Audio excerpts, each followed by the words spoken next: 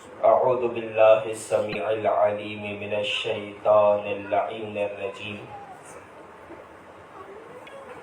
بسم اللہ الرحمن الرحیم رب اشرح لی صدری ویسر لی امری واحلل عقدۃ من لسانی یفقہوا قولی الحمد للہ رب العالمین الحمد للہ المعروف من غیر رؤیا والخالق بغیر منصبہ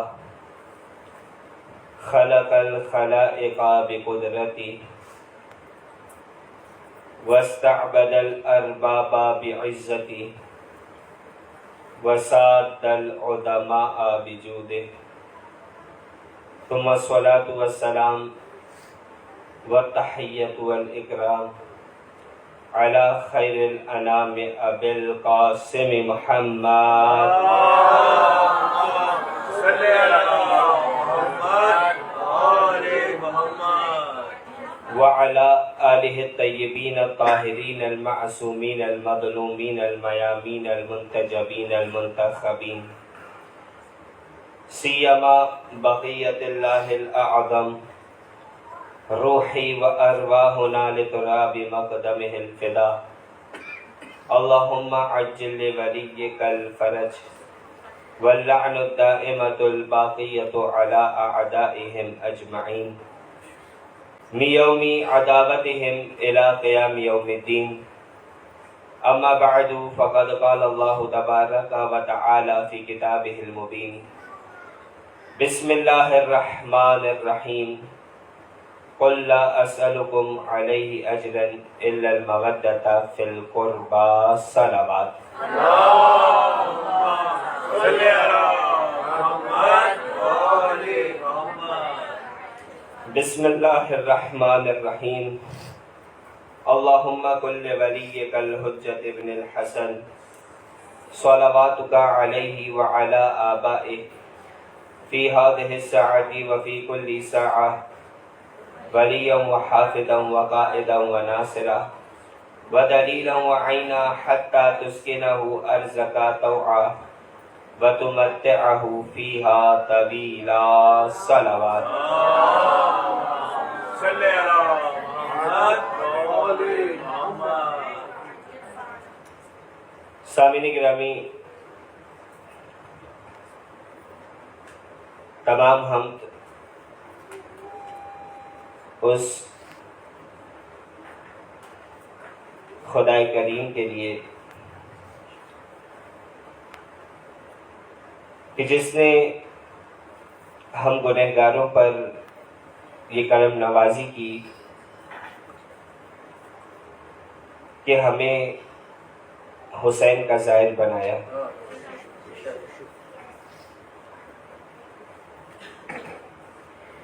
اور اس بات پر بھی خدا کی حمد ہے، اس کا شکر ادا کرتے ہیں کہ جس نے ہمیں ایسے خاندان میں پروان چڑھایا کہ جہاں بچہ ابھی اپنے ماں باپ کا نام نہیں سیکھتا، لیکن اسے اتنا پتا ہوتا ہے کہ اگر یا علی کہا جائے گا تو ہاتھ بلند ہو جائے گا، یا حسین کہا جائے گا تو ہاتھ سینے پہ آ جائے گا۔ اور واقعاً پروردگار عالم کا جتنا شکر ادا کیا جائے کم ہے۔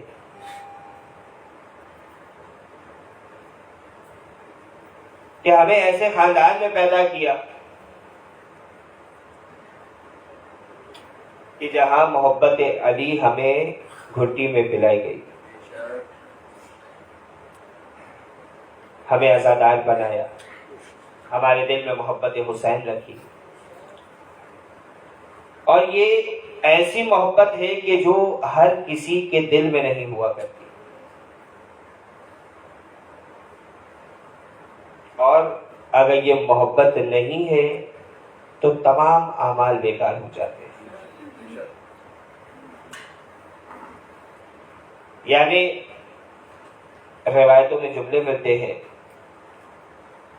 کہ اللہ کے رسول حضرت محمد مصطفیٰ صلی اللہ علیہ وآلہ وسلم صلی اللہ محمد آل محمد مولا کائنات سے یہ فرما رہے، اور اس روایت کو سرکار میر علی صلی اللہ مقامہ نے انتہائی خوبصورت انداز میں اپنے مرثی کے بند میں باندھا ہے کہ بندہ 1000 سال عبادت اگر کرے، یعنی کسی عام انسان کی بات نہیں ہو رہی، بلکہ ایسے انسان کی بات ہو رہی کہ جس نے 1000 سال اللہ کی عبادت میں گزار دی. انسان کی عام زندگی کتنی ہوتی ہے؟ 60 سال، 70 سال، 80 سال، بہت جی دیا 100 سال تک. اور اس میں بھی جہاں اس نے ہوش سنبھالا ہے وہاں عبادت کرنا شروع کرتا، اور جب تک صحت ہے عبادت جاری ہے، ورنہ عبادت کے طریقے مختلف ہو جاتے. یا کیا کہا جا رہا ہے کہ 1 سال تک عبادت، بندہ 1000 سال عبادت اگر کرے، اور ضرب قدر کوہ احد راہ حق میں دے. کوہ احد کوئی معمولی پہاڑی تھی، کوئی چھوٹی پہاڑی تھی. آپ وہ بہتر بتا سکتے ہیں کہ جو اس پہاڑی پر بھاگتے ہوئے چڑھ دوڑے تھے. کوہ احد جتنا مال و زر پروردگار کی بارگاہ میں خرچ کر دیا. حج بھی پیادہ پا جو 1000 اس نے ہو کیے. تیسری صفت کیا بیان کی جا رہی کہ 1000 پا پیادہ یعنی پیدل. آج انسان حج کے لیے جاتا ہے، بڑا کٹھن ٹریول ہوا کرتا ہے، ٹور ہوا کرتا ہے، سفر ہوا کرتا ہے. کیا آپ اپنی مثال لے لیجئے، کتنے دن کا سفر تھا، لیکن سب پر خستگی طاری ہے. لیکن یہ الگ بات ہے کہ محبت حسین وہ انرجی فراہم کرتی ہے کہ جو اس خستگی پر غالب آ جایا کرتی ہے. بہرحال آسان نہیں ہے سفر کرنا. آج کے زمانے میں جہاں تمام تر سہولیات، تمام تر فیسلٹیز مہیا ہے، وہاں حج کا سفر مشکل ترین سفر میں شامل ہوتا ہے. ذرا سوچئے، پاک پیادہ یعنی پیدل حج کی بات ہو رہی، کتنی اوصاف ہو گئی. 1000 سال عبادت، کوہ احد جتنا مال و زر اللہ کی بارگاہ میں خرچ، 1000 پاک پیادہ حج انجام دیے ہو. اب چوتھی صفت کیا ہے؟ اور بے گناہ شہید بھی ہو ظلم و جور سے. یہ میرا انیس کا مرثیہ. روایت کیا ہے کہ وہ شخص صفا اور مروہ کے درمیان بے گناہ قتل کر دیا جائے. صفا اور مروہ کیا ہے؟ ان صفا والمروہ من شعائر اللہ. کہ صفا اور مروہ اللہ کے شعائر میں سے ہے. اس کا تذکرہ قرآن مجید میں ہوا ہے. جب تک اس کے درمیان سعی نہیں کی جائے انسان کا حج مکمل نہیں ہوتا ہے. اتنی اہمیت والی پہاڑیاں، کیا کہا گیا؟ صفا اور مروہ کے درمیان بے گناہ قتل کر دیا جائے. اب ہم ذرا سوچیں اپنی فکر کے اعتبار سے، اپنے خیال کے اعتبار سے، اس بندے کا مقام کتنا بلند ہوگا، کتنا بلند مقام کہ بندہ 1000 سال عبادت اگر کرے اور ضرب قدر کوہ احد راہ حق میں دے، حج بھی پیادہ پا جو 1000 اس نے ہو کیے، اور بے گناہ شہید بھی ہو ظلم و جور سے. اب اللہ کے رسول کیا فرما رہے کہ حب علی کی میں جو نہیں دل کے جام میں، جنت کی بو نہ آئے گی اس کے مشام میں.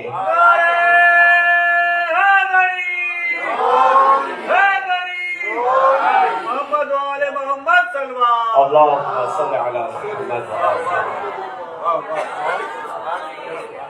یعنی اتنی عبادتیں کرنے کے بعد اللہ کے رسول فرما رہے کہ یا علی اگر تیری محبت اس کے دل میں نہیں ہے وہ جنت کی خوشبو بھی نہیں سونگھ سکتا. تو یہ محبت ہے، اس کے بغیر تمام عبادتیں منہ پہ مار دی جائے گی اگر محبت نہیں ہے اہل بیت کی. اور یہ جو حسین کی محبت ہے، یہ حسین کی محبت کیا ہے؟ روایت میں ملتا ہے کہ صحابی نے دیکھا کہ اللہ کے رسول کے زانوں پر حسین تشریف فرما ہے، اور مسلسل اللہ کے رسول سید الشہداء کو پیار کیے جا رہے ہیں. کبھی ماتھے کا بوسہ لیتے ہوں گے، کبھی رخسار کو چومتے ہوں گے، کبھی زلفیں سنوارتے ہوں گے. صحابی نے عرض کی کہ یا رسول اللہ، آپ حسین سے بڑی محبت کرتے ہیں.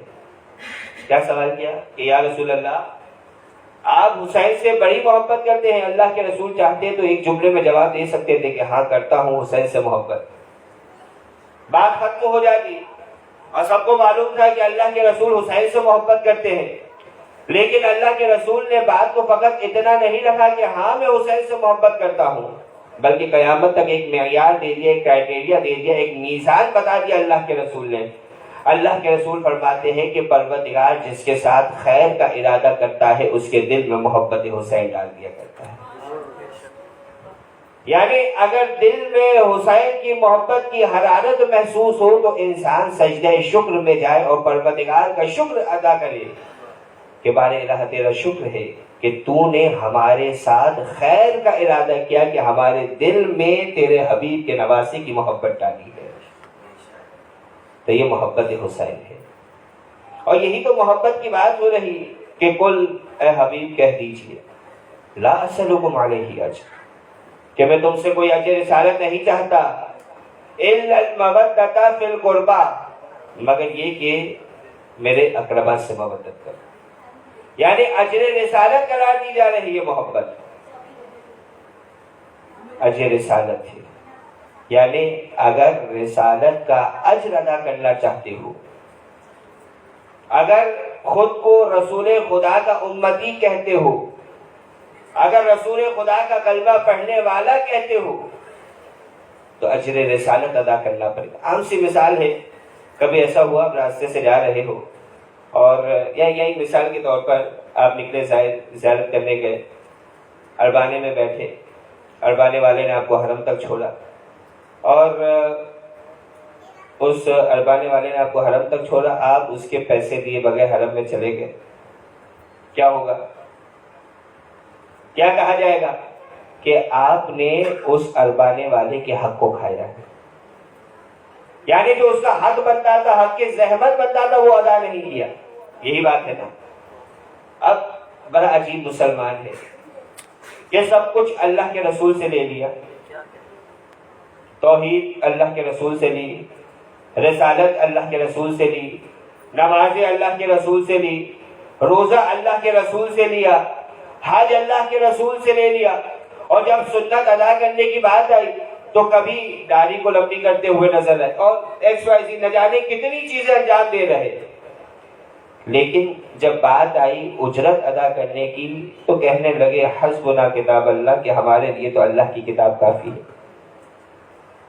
یہ بڑی عجیب بات ہے، اور اکثر سامعین سے عرض کیا کرتا ہوں کہ ہمارے یہاں ایک ایکسٹریم نظر آتی.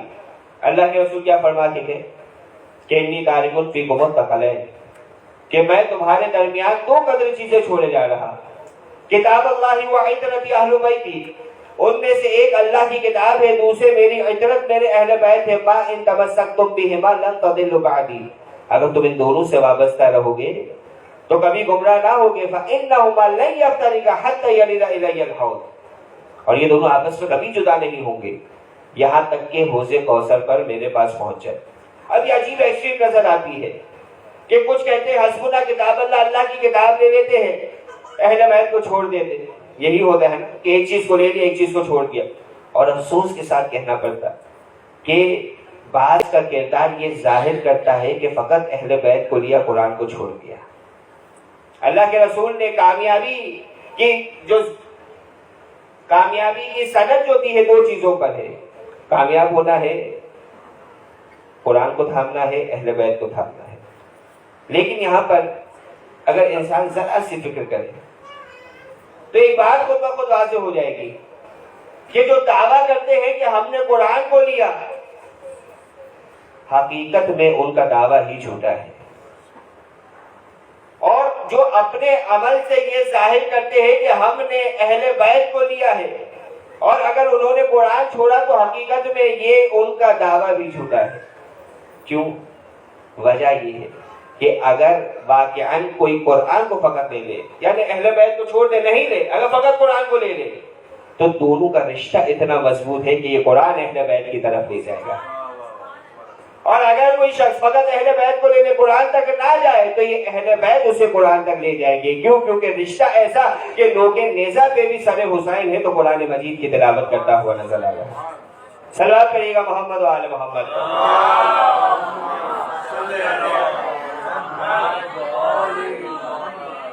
تو محبت اہل بیت اگر یہ دل میں نہیں ہے تمام اعمال بیکار ہے. اور اگر یہ انسان کے دل میں محبت اہل بیت سما جائے، کچھ مثالیں پیش کرنا چاہ رہا تھا محبت اہل بیت کی. اگر یہ محبت انسان کے دل میں سما جائے تو پھر دنیا حقیر لگتی ہے انسان کو. پھر انسان کے خیال میں ہوتا ہے فقط یہ مل جائے اور کچھ نہیں چاہیے. روایت میں ملتا ہے ایک مولا کائنات کے صحابی ہے ابو الاسود دؤیلی. کون ہے یہ ابو الاسود دؤیلی؟ کہ جنہیں علم نحو کا بانی بھی کہا جاتا. آج بھی جب عربی کی تعلیم انسان حاصل کرتا ہے، چاہے کسی بھی مکتب فکر سے تعلق رکھتا ہو، ان کا ذکر ضرور ہوتا ہوگا. اچھا، یہ ابو الاسود دؤیلی، ان کے بارے میں ملتا ہے کہ مولا کائنات کے بڑے چاہنے والے تھے، لیکن فقط خود چاہنے والے نہیں تھے. تاریخ بتاتی ہے، ایک واقعہ نقل کرتی ہے تاریخ کہ حاکم شام کی طرف سے حاکم شام نے کوشش کی، بہت سے افراد کو خریدنے کی کوشش کی. یعنی پہلے پیسوں کا استعمال کیا جاتا ہے ایمان کو خراب کرنے کے لیے، ختم کرنے کے لیے، بعد میں فورس کا استعمال کیا جاتا ہے. حاکم شام نے خریدنے کی کوشش کی اور مختلف کوششیں کرتا رہا. ایک دن اس نے ابو الاسود کے گھر میں حلوہ بھجوایا. اب روایت میں حلوے کا لفظ، ابھی حلوہ ہمارے اردو والا حلوہ نہیں، مٹھائی کو حلوہ کہا جاتا. کوئی مٹھائی بھجوائی. اب جب وہ مٹھائی پہنچی، بچے عام طور پہ میٹھے کے شوقین ہوتے ہیں، اس کی چھوٹی سی بچی تھی، 4 یا 5 سال کا سن غالباً. جب اس بچی نے دیکھا کہ حلوہ آیا ہے، اب بچے کو کیا پتا کہاں سے آیا، اسے میٹھا نظر آیا. اگر اس میں خدا نہ کرے زہر بھی ہو، بچہ تو اسے اٹھا کے کھا لے گا، اچھے اور برے کی تمیز نہیں. اس بچی نے بھی اس حلوے کو اٹھایا، اپنے دہن میں رکھا. اب جب ابو الاسود نے دیکھا تو ایک سوال کیا اپنی بیٹی سے. یہ بات ذہن میں رکھیے گا کہ کتنی چھوٹی بچی ہے. کیا سوال کیا؟ ابو الاسود نے سوال کیا کہ بیٹی تم جانتی ہو کہ کہاں سے آیا؟ بیٹی کے منہ میں وہ مٹھائی موجود، اشارے سے کہا کہ یہ حاکم شام نے بھیجا ہے تاکہ ہمیں محبت علی سے دور کرے، تاکہ اس کے بدلے ہمارے دل سے علی کی محبت کو نکال سکے. روایت کے جملے ملتے ہیں وہ 4 یا 5 سال کی بچی اسی وقت اپنے دہن سے حلوے کو اگل دیتی ہے. یعنی تربیت ہے. اس انداز میں محبت علی پر تربیت کی جا رہی ہے. جہاں دوسری طرف مزاج یہ نظر آ رہا کہ بچوں کو علی کی مخالفت پہ لایا جا رہا ہے. یعنی واقعات آپ نے سنے ہیں، تمام واقعات دہرانے کا وقت نہیں کہ کس طریقے سے بچوں کے دل میں علی کی دشمنی ڈالی جاتی ہے. بکرے والے واقعات، دمبے والے واقعات دیکھیے گا کتابوں میں موجود ہے. تو دوسری طرف اس انداز میں بچوں کی تربیت کی جا رہی. اور جب ایک مرتبہ محبت علی آ جائے دل میں، جب ایک مرتبہ یہ ایمان اپنے معراج پر پہنچے، پھر انسان کو اگر شہادت کی خبر بھی دی جائے تو چہرے پہ مسکراہٹ آتی ہوئی نظر آئے گی. پھر اگر یہ کہا بھی جائے کہ فلاں درخت پر تمہیں سودی دی جانی ہے تو اسی درخت کو میسم پانی دیتے ہوئے نظر آئے گا. یعنی واقعہ آپ کے ذہن میں ہے نا موجود کہ کوفے میں 2 اشخاص کی ملاقات ہوتی ہے. ایک علی کے غلام، علی کے صحابی میثم تمار ہے. دوسری شخصیت عاشق حسین حبیب ابن مظاہر ہے.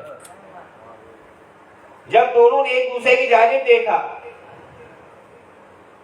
تو میثم نے حبیب کو اس انداز میں سلام کیا کہ اس پر سلام ہو کہ جس کے سر کو گھوڑے کی گردن میں لٹکا کے اس شہر کوفہ میں لایا جائے گا.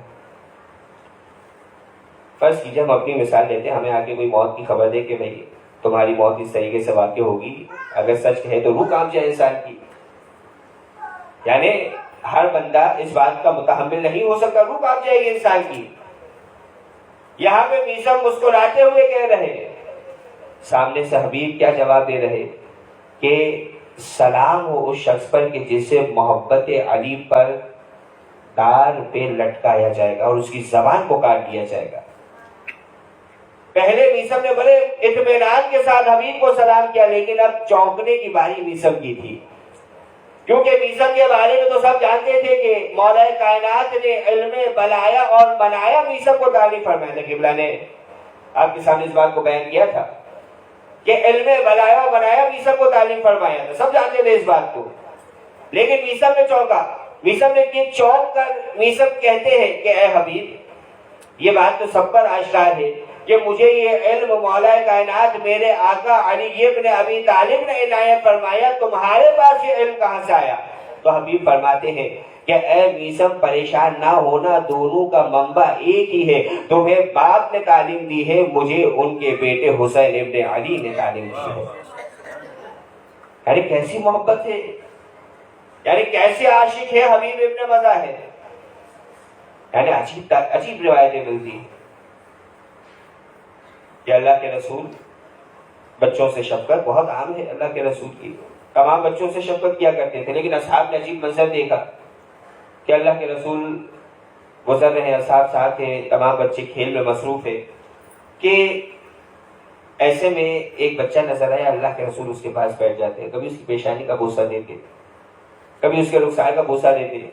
اصحاب نے سوال کیا کہ یا رسول اللہ کیا اس بچے پہ کوئی خاص بات ہے, کیا آپ اسے دوسرے بچوں سے ہٹ کر محبت کر رہے ہیں؟ کہا کہ ہاں یہ بچہ خاص ہے. کہا کہ میں نے دیکھا ہے کہ جب میرا بیٹا حسین راستے سے گزر رہا ہوتا ہے, یہ بچہ اس کے پیچھے پیچھے چلتا جاتا ہے اور حسین کی قدموں کی خاک کو اٹھا کر اپنی آنکھوں سے لگانا چاہتا ہے. یعنی یہ ایثار ہے, یہ محبت ہے. اور محبت ہوتی ہی حقیقت میں یہ ہے کہ جب انسان محبت کا دعویٰ کرتا ہے تو خبر کیسے ہو کہ واقعی محبت بھی کرتا ہے یا نہیں کرتا. تو جس سے انسان محبت کرتا ہے اس شخصیت کا اثر اس کے اعمال سے ظاہر ہونا شروع ہوتا ہے. یعنی کہ عام سی بات ہے کہ جب انسان دنیا میں کسی سے محبت کرتا ہے اس کے طور طریقے اطوار کو اپناتا ہے انسان. ایک عام سی بات کہ اگر مثال کے طور پر ہم اپنی بات کریں, کوئی خطیب پسند ہے, بہت زیادہ پسند, تو اس کا کچھ نہ کچھ انداز سے بیان, کچھ نہ کچھ باتیں یہ خطابت میں نظر آنے لگتی ہے. یا مثال کے طور پہ کوئی نواں خواہ ہے, اگر وہ کسی کو بہت زیادہ پسند کرتا تو اس کا انداز اس میں نظر آتا. اور اسی طریقے سے کسی بھی فلم کی بات کر لیجیے, جب ہم یہ دعویٰ کرتے ہیں کہ ہم اہل بیت سے محبت کرتے ہیں, ہمیں معلوم ہے کہ ہم ان کے غلاموں کے خاک قدم کے برابر بھی نہیں ہو سکتے, لیکن کچھ اثر تو ہمارے اعمال سے نظر آئے کہ ہاں ہم ان کے چاہنے والے ہیں, ہم ان کے چاہنے والے ہیں. یہی تو وجہ کہ چھٹے امام امام جعفر صادق علیہ الصلوۃ والسلام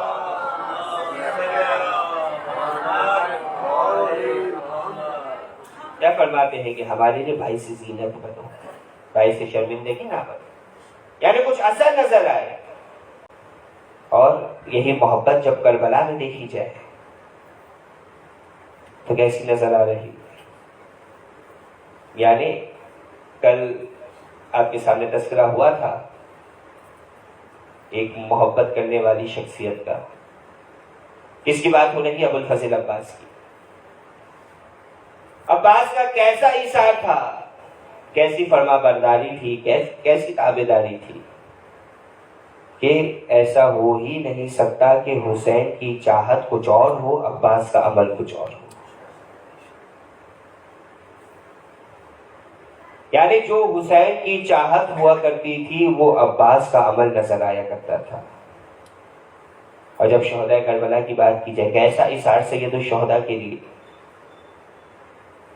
مقاتل میں لکھا ہے کہ جب مسلم ابن اوسجا زمین پہ گرتے ہیں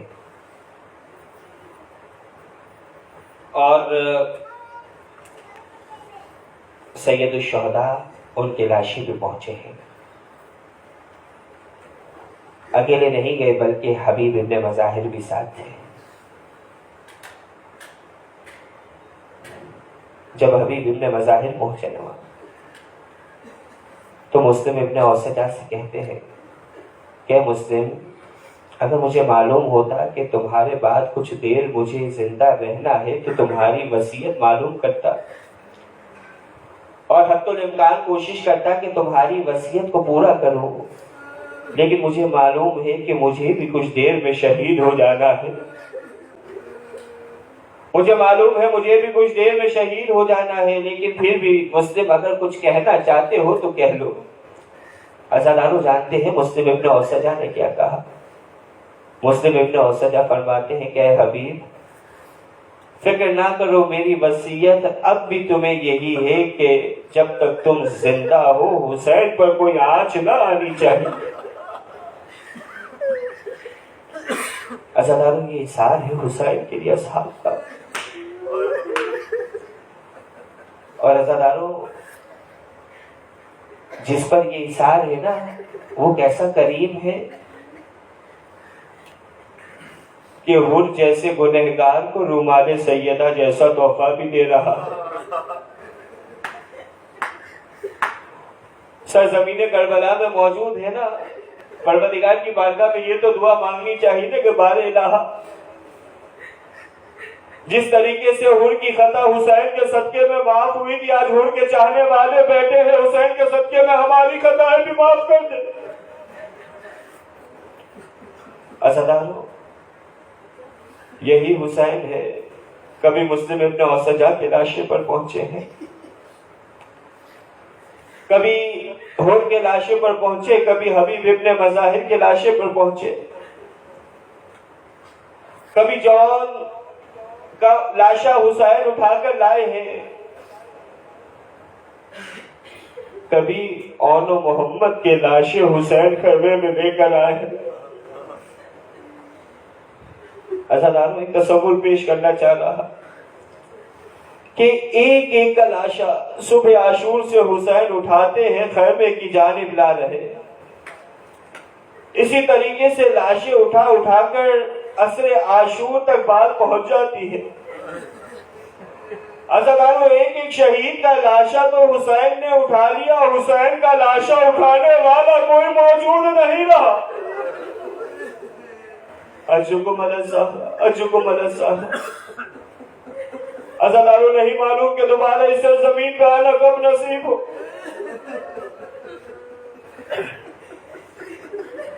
کیسے کیسے لاشیں حسین نے اٹھائے ہیں. کبھی قاسم کا لاشا گٹھری کو حسین نے جمع کیا ہے، کبھی علی اکبر کے سینے سے پرچی کا پھل یا علی مدد کہتے ہوئے حسین نے نکالا ہے. عزاداروں ایک جملہ سنیں کہ کبھی لاش صغیر کو حسین نے دفنایا ہے. عزاداروں ششماہے کے حوالے سے ایک جملہ کہنا چاہوں گا، سنیے گا. ارباب منبر بیان کرتے ہیں کہ جب بادشاہ غریبہ تمام شہداء کے سر نیزوں پہ بلند کیے گئے ہیں نا، جب سروں کو شمار کیا گیا، ایک ظالم آگے بڑھ کے کہتا ہے کہ اس میں ایک سر کم ہے. پوچھا گیا کس کا سر کم ہے؟ کہا کہ حسین ایک ننھے بچے کو بھی تو میدان میں لائے تھے نا. عزاداروں ارباب منبر بیان کرتے ہیں، کہا کہ اس کا سر کہاں ہے؟ کہا کہ خیمے کے نزدیک کہیں حسین نے اصغر کو دفنایا تھا. اب رات کا اندھیرا تھا، اصغر کی قبر تلاش کی جاتی تو کیسے تلاش کی جاتی؟ ظالموں نے ہاتھ میں نیزے اٹھائے ہیں. اب خیمے کے اطراف میں ظالموں نے نیزے مارنا شروع کیے ہیں. عزاداروں ظالم نیزے مارتے جاتے ہیں. ایک مرتبہ جب نیزے کو زمین پہ مارا ہے، جب نیزے کو باہر نکالا تو خالی نیزے موجود نہ تھا، تمام کے سر نوکے نیزے پہ بلند ہوئے. ارے اصغر کا لاشا نوکے نیزے. اجکم الاسلام. سیدہ پرسے کو قبول فرمائے. عزاداروں یہی حسین ہے نا جب میدان میں تنہا رہ کے کوئی باقی نہ رہا، حتیٰ کہ حسین عباس کی لاشوں پر بھی جا چکے،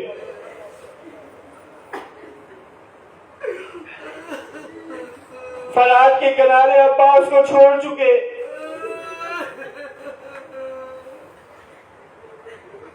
حسین میدان کربلا میں تنہا ہے، اور کیسی تنہائی ہے، اس عالم تنہائی میں حسین خیمے سید سجاد میں آئے ہیں۔ عزادارو، سید سجاد کو غشی سے پاکا ہوا دیکھا کہ سامنے ایک شخص موجود ہے، بال سفید ہو چکے ہیں، کمر جھکی ہوئی ہے، چہرے پہ خون لگا ہوا ہے۔ عزادارو، جب سید سجاد نے اپنے بابا کو اس عالم میں دیکھا، سوال کرنا شروع کیا کہ بابا مسلم ابن اوسجہ کہاں ہے؟ بابا حبیب ابن مظاہر کہاں ہے؟ بابا بھیا علی اکبر کہاں ہے؟ بابا چچا عباس کہاں ہے؟ عزادارو، سید الشہداء نے فقط ایک جملہ کہا کہ بیٹا سجاد، مردوں میں تیرے اور میرے علاوہ کوئی باقی نہ رہا۔ عزادارو، سید سجاد ٹوٹے ہوئے نیزے کے سہارے کھڑے ہونا چاہتے ہیں، مولا نے ایک مرتبہ انہیں بٹھایا ہے اور اسرار امامت سپرد کرنا شروع کی ہے، وصیتیں کرنا شروع کی ہے۔ عزادارو، مولا کی کریمی دیکھیے گا کہ اس وقت بھی ہمیں نہ بھولے، بلکہ مولا سجاد سے فرماتے ہیں کہ بیٹا سجاد، جب ہمارے شیعوں سے ملنا نا تو انہیں ہمارا سلام پہنچانا۔ عزادارو، مولا فرماتے ہیں کہ بیٹا سجاد ان سے کہنا کہ شیعتی محمد شریف تم معاذ بن بدقرونی او سمیتو بغریبن او شہید بندگونی، کہ اے میرے شیعوں، جب ٹھنڈا پانی پینا تو مجھ حسین کی پیاس کو یاد رکھنا، جب کسی غریب کا تذکرہ ہو تو مجھ حسین پر دو آنسو بہا لینا۔ عزادارو، ایک وہ وقت آتا ہے کہ حسین خیمے سے باہر آتے ہیں، رخصت پڑھنے کی ہمت نہیں ہے، ایک جملہ پر کیا آپ کی زحمتیں تمام کروں گا، نہیں بیان ہو سکتا کہ کس طریقے سے بیویوں سے حسین نے رخصت کی ہے۔ آخری جملہ سنیے کہ حسین آتے ہیں، اپنے ذوالجناح پہ سوار ہوتے ہیں، چاہتے ہیں کہ ذوالجناح آگے بڑھے، ذوالجناح کو ایل لگاتے ہیں، ذوالجناح آگے نہیں بڑھتا ہے، ذوالجناح آگے نہیں بڑھتا ہے۔ عزادارو، مولا ذوالجناح سے فرماتے ہیں کہ اے ذوالجناح اس پہ مجھے معلوم ہے کہ تو بھی میری طرح سے صبح سے لاشیں اٹھا کے تھک چکا ہے، ارے یہ تیری آخری زحمت ہے۔ نہیں معلوم کس طریقے سے زمانے میں زبانی میں ذوالجناح نے تکلم کیا، اب جو مولا نے ذوالجناح کے قدموں کی جانب دیکھا، ارے 4 سالہ سکینہ ذوالجناح کے قدموں سے لپٹی، کہتی جاتی ہے اے میرے بابا کے ذوالجناح، اے میرے بابا۔